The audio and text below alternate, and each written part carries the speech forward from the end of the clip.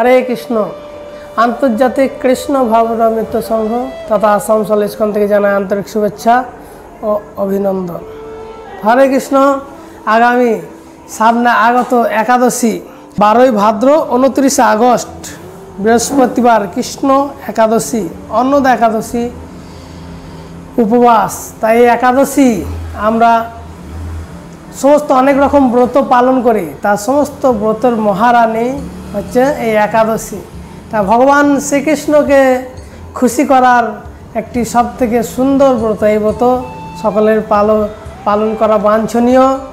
যেমন আমাদের এই ভারতবর্ষে 2000 টাকার নোট আছে, সেই নোটের মধ্যে কি আছে 1000 টাকা আছে, 500 টাকা, 100 টাকা, 50 টাকা, 10 টাকা সব এই 2000 টাকা নোটের মধ্যে ঢুকে থাকে। ঠিক তেমনি এই একাদশীর ব্রত যদি কেউ পালন করে সমস্ত বাঞ্ছনীয় জিনিস পূরণ হবে। এই একাদশী যদি কেউ পালন না করে তাহলে কী হবে, ভগবান শ্রীকৃষ্ণের প্রিয় হতে পারবে না। তাই আমরা এই একাদশীর মাহাত্ম্য শ্রবণ করব এবং এই একাদশীতে কি বর্জনীয় কি গ্রহণীয় সেগুলো আমরা ছোট একটু সাময়িকভাবে আলোচনা করব। যেমন এই একাদশীতে পঞ্চশস্য বারণ, এই একাদশীতে পঞ্চশস্য গ্রহণ করলে কি হয় না, গ্রাসে গ্রাসে পাপ গ্রহণ হয়। তাই আমরা এই একাদশীতে পঞ্চশস্য বর্জন করব এবং কি করতে হবে, বেশি বেশি করে ভগবানের নাম, ব্রহ্ম মুহূর্তে উঠে স্নান করে ভগবানের অর্চন আদি করে, বেশি কোনো মানুষের কোনো প্রজল্প না করে কি করতে হবে, শুধু কৃষ্ণ কথায় কৃষ্ণ চিন্তায় মগ্ন থাকতে হবে। তাহলে কী হবে, একাদশী ব্রত আমরা সম্পূর্ণভাবে পালন করতে পারবো। হরে কৃষ্ণ। তা শুন আমরা এই একাদশী মাহাত্ম্য শ্রবণ করি। তা ভাদ্র মাসে কৃষ্ণপক্ষে অন্নদা একাদশী মাহাত্ম্য ব্রহ্মবৈদ্য পুরাণে বর্ণনা হয়েছে। তাই একাদশী এই অনেকে বলতে পারে যে একাদশী কোথায় লেখা আছে যে একাদশী পালন করতে হবে। সমস্ত শাস্ত্রতে একাদশী পালন করতে বলছে, সমস্ত পুরাণে, সমস্ত বৈদিক শাস্ত্রে এই একাদশী মাহাত্ম্য খুব ভালো করে বর্ণনা করা আছে। একাদশী না করলে কি হয়, একাদশী না করলে কোটি কোটি জন্ম আমরা নরক যন্ত্রণা ভোগ করব। তাই এই একাদশী একদম স্পষ্ট করে বলা আছে যে ব্রহ্মবৈদ্য পুরাণে বর্ণনা করা হয়েছে। তাই মহারাজ যুধিষ্ঠির বললেন, হে কৃষ্ণ, ভাদ্র মাসে কৃষ্ণপক্ষে একাদশীর নাম কি তা শুনতে আমি অত্যন্ত আগ্রহী। তা আমাদেরও জানা উচিত যে এই ভাদ্র মাসে কী একাদশী, সেগুলো আমাদের কী করতে হবে, আগ্রহ হওয়া উচিত, জানা উচিত। আর জানতে না পারলে কী হবে, শ্রবণ করতে হবে বা পাঠ করতে হবে, গ্রন্থ পড়তে হবে, তাহলে আমরা জানতে পারবো। তা ভগবান শ্রীকৃষ্ণ কি বললেন, শ্রীকৃষ্ণ বললেন, হে রাজন, আমি সবিস্তারে একাদশী কথা বর্ণনা করছি, আপনি একাগ্র চিত্তে তা শ্রবণ করুন। তা আমাদেরও কী করতে হবে, একাগ্র চিত্তে একাদশী শ্রবণ করা উচিত। আর একাগ্র চিত্তে যদি শ্রবণ না করি, এই শ্রবণ মাত্র শুধুমাত্র যদি অন্নদা একাদশীর মাহাত্ম্য শ্রবণ করি, শুধু অন্নদা একাদশী এই একাদশীর নাম শ্রবণ মাত্রই সমস্ত পাপ দূরীভূত হয়। তাই আমরা এই মাহাত্ম্য যদি শ্রবণ করি সমস্ত পাপ দূরীভূত হবে এবং কী হবে, সমস্ত অভীষ্ট ফল আমরা সুখে স্বাচ্ছন্দ্যে বহু কোটি কোটি বছর যে দুঃখে নিমজ্জিত হয়ে থাকি সেই দুঃখ দূরীভূত হবে। তাই ভগবান শ্রীকৃষ্ণ কী বলেন, শ্রবণ করুন মনোযোগ সহকারে। তা ভাদ্র মাসে কৃষ্ণপক্ষে একাদশীকে বলা হয় অন্নদা একাদশী। এই যে শুক্লপক্ষ কৃষ্ণপক্ষে যে একাদশী আসছে, একাদশীর নাম হচ্ছে অন্নদা একাদশী।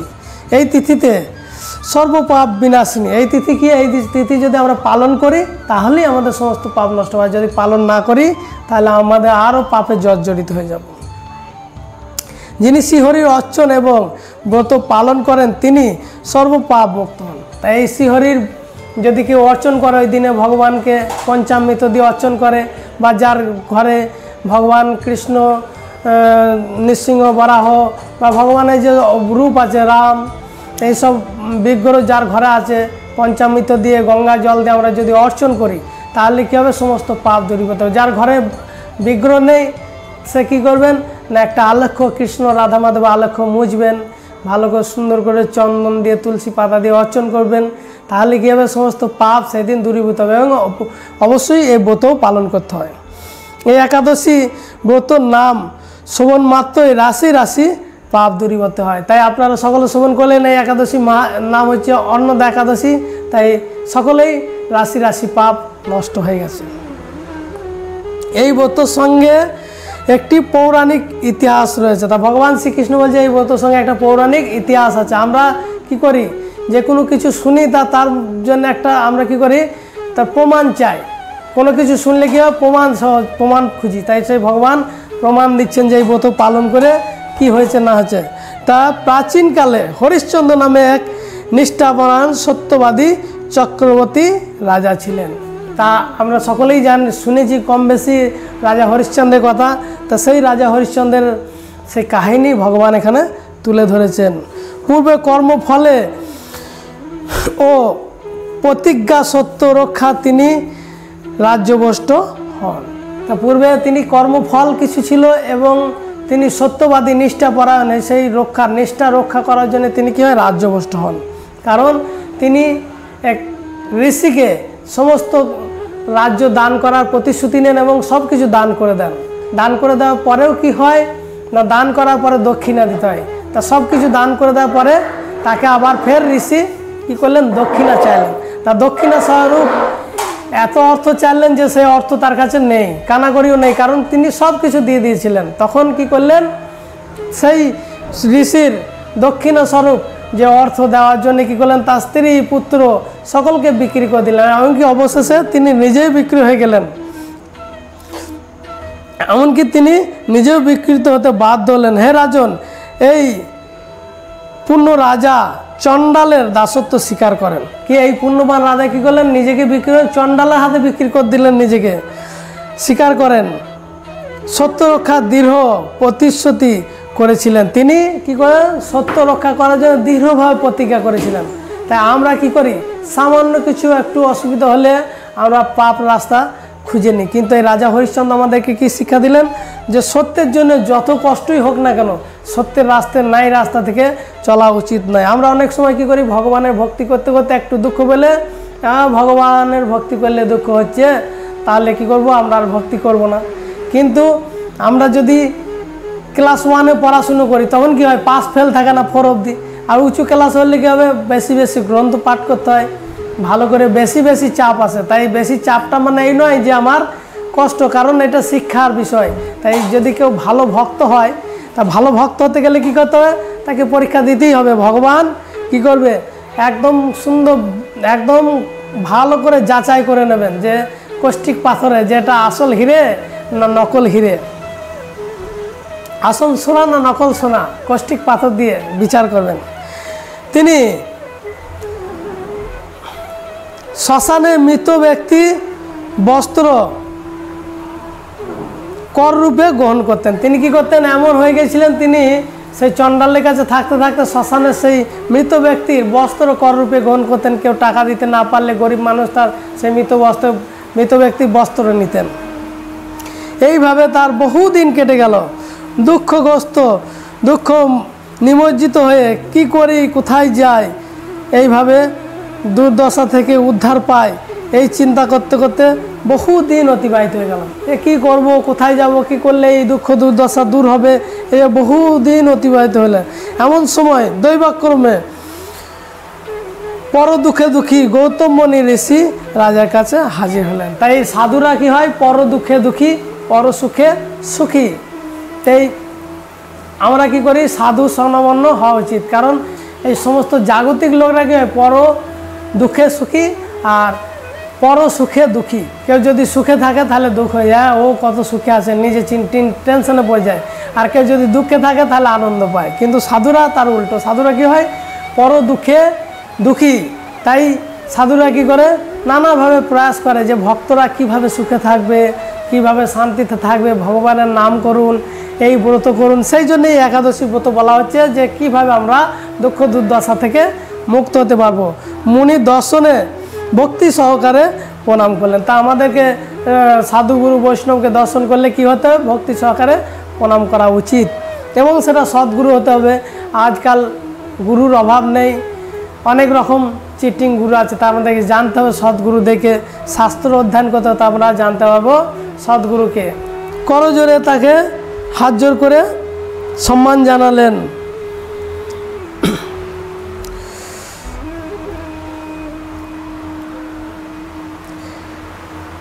নিজের সমস্ত কথা জানালেন। রাজাকে কি করলেন, সমস্ত তার দুঃখের দুর্দশার কথা রাজাকে জানালেন। রাজার দুঃখের কথা শুনে মুনিবর বিস্মিত হলেন।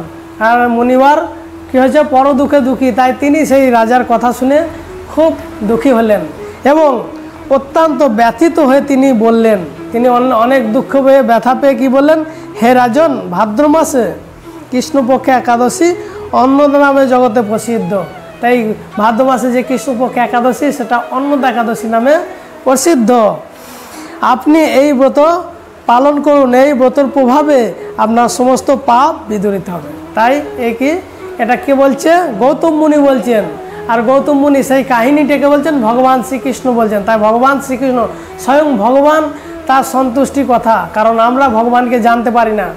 ভগবান যদি আমাদেরকে জানান যে আমি কি, তাই আমরা জানতে পারবো। যেমন কোনো একটা মানুষ তার কি প্রিয়, কি খেতে ভালোবাসেন, সে যদি নিজে বলে তবেই আমরা বুঝতে পারবো, আমরা নিজের ইচ্ছায় তার মনে কথা জানতে পারবেন। তাই ভগবান কিসে সন্তুষ্ট হন সেটা এখানে ভগবান নিজে স্পষ্ট করে বলছেন। আপনার ভাগ্যবশত আগামী 7 দিন পরে এই একাদশী তিথি আবির্ভাব হবে। তাই আমরা বললাম আপনাদেরকে কবে আবির্ভাব হবে, তা আপনারা এই দিনে সকলেই ব্রত পালন করার চেষ্টা করবেন। এই দিন উপবাসের সাথে রাত্রি জাগরণ করবেন। তা আপনারা যদি রাত্রি জাগরণ নাও করতে পারেন, কমসে কম এই একাদশী ব্রত পালন করুন।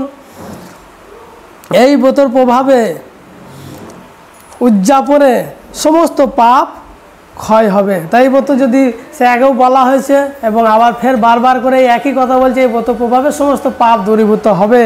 হে রাজন, আপনার পুণ্যর প্রভাব আমি এখানে এসেছি। কারণ কোনো সাধুগুরু বৈষ্ণব কোনো ঘরে যদি আসে, কোনো না কোনো পুণ্য থাকে, এমনি আসে না। অনেক পুণ্যর ফলে বৈষ্ণব আসিয়া মিলে। যখন কোনো ঘরে, কারোর ঘরে সাধুগুরু বৈষ্ণব আসে, কোনো না কোনো তার পুণ্য থাকে। তাই রাজা হরিশ্চন্দ্র পুণ্যবান ছিলেন। তাই এই দুঃখের সময় এই ঋষি এসে তার দুঃখ যা দুর্দশা থেকে যাতে তিনি নিবৃত্ত হতে পারেন, সেই জন্য এই ঋষি ভগবানের কৃপায় এসেছি জানবে। এই কথা বলে গৌতম মুনি অন্তর্ধান হয়ে গেলেন। এই কথা গৌতম মুনি তার সমস্ত দুঃখ কীভাবে নিবারণ হবে বলে তিনি চলে গেলেন। ঋষির আদেশে, ঋষির উপদেশে মতো তিনি শ্রদ্ধা সহকারে সেই ব্রত পালন করেছিলেন। তাই এটা ভগবান শ্রীকৃষ্ণ যে বলছেন, এই কথা আমাদেরকে শ্রদ্ধা সহকারে শ্রবণ করা উচিত এবং পালনও করা উচিত। শ্রবণ করলে হবে না, তবেই আমরা দুঃখ থেকে দূরীভূত হলো, তার ফলে সমস্ত পাপ দূর হলো। হে মহারাজ, এই ব্রত প্রভাবে শ্রবণ করুন। তাই মহারাজকে শ্রীকৃষ্ণ কি বলছেন, যুধিষ্ঠির মহারাজকে এই ব্রত প্রভাব আপনি শ্রবণ করুন। তা আপনারাও শ্রবণ করুন, তাহলে জানতে পারবেন। যথাবিধি এই ব্রত পালনে বহু বহু বছর দুঃখ ভোগ করা অবসান হয়। যে কেউ যদি বহু বহু বছর দুঃখ ভোগ করছে, তাহলে এই ব্রত পালন করলে সেই দুঃখ দূরীভূত হয়।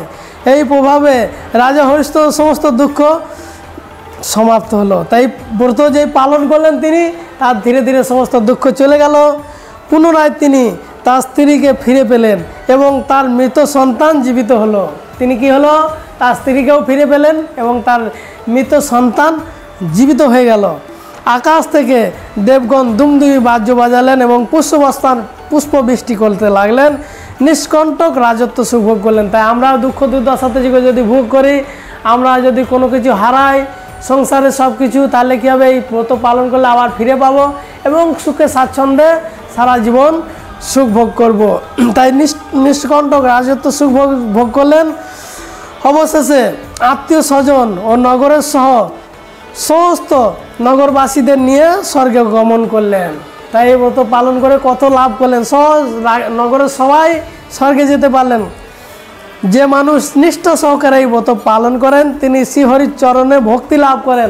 তাই আমরা ভক্তি করে বলি যে সাধুগুরুকে হ্যাঁ আশীর্বাদ করুন যেন ভক্তি হয়। তাই এই ব্রত যদি পালন করি, অনায়াসে ভক্তি আমরা লাভ করতে পারবো। অবশেষে দিব্য ধাম গমন করে এবং মৃত্যুর পরে এই ব্রত পালন করলে মৃত্যুর পরে কী হবে, আমরা ভগবানের ধামে ফিরে যেতে পারবো। আর এই ব্রত মাহাত্ম্য পাঠ এবং শ্রবণে অসমের যোগ্য ফল লাভ হয়। আর অসমের যজ্ঞ করতে হবে না আমাদেরকে, কি হবে না, এই ব্রত যদি পালন করি অসমের যজ্ঞ আগেকার রাজারা মহারাজারা যারা পৃথিবীর রাজা ছিলেন তারাই এই যজ্ঞ করতে, অশ্বমেধ যজ্ঞ করতে পারতেন। যেমন যুধিষ্ঠির মহারাজ অশ্বমেধ যজ্ঞ করেছিলেন, তা ভগবান শ্রীকৃষ্ণর কৃপায় সেটা সম্পূর্ণ হয়েছিল। এই অশ্বমেধ যজ্ঞ করা অত সহজ নয়, খুব কঠিন। আর এই যজ্ঞ এই যুগের লোক তো গোটা পৃথিবীর লোক মিলেও করতে পারবে না। আর এই একাদশী ব্রত যদি আমরা পালন করি, অনায়াসে এই যজ্ঞর ফল লাভ করতে পারবো। তাই হরে কৃষ্ণ, আপনাদের কাছে করজোরে প্রার্থনা, এই একাদশী ব্রত অবশ্যই পালন করুন। হরে কৃষ্ণ। তা সকলের কাছে আমার একটু নিবেদন, তাই একাদশী ব্রত শ্রবণ করলেন এবং সকলেই ভগবানের নাম উচ্চ স্বরে বলুন, তাহলে সমস্ত পাপ দূরীভূত হলো। সকলে বলুন হরে কৃষ্ণ হরে কৃষ্ণ কৃষ্ণ কৃষ্ণ হরে হরে, হরে রাম